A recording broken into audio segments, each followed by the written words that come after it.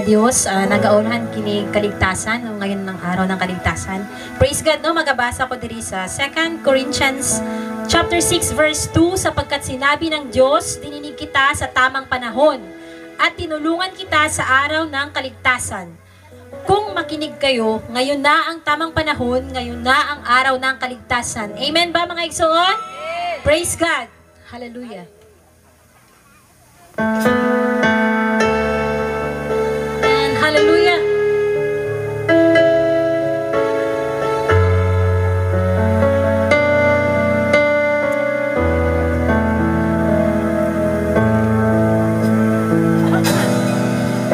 Saan ka nabubuhay, mahal na kaibigan?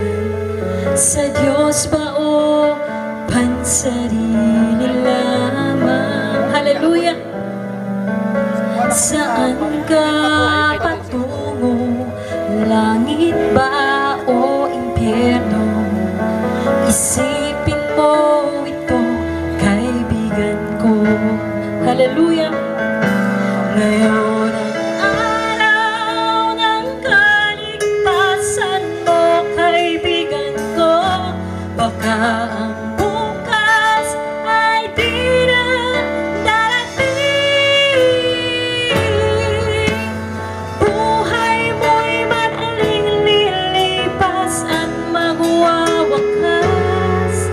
Kaligtasan ay nasa Diyos lamang. Hallelujah!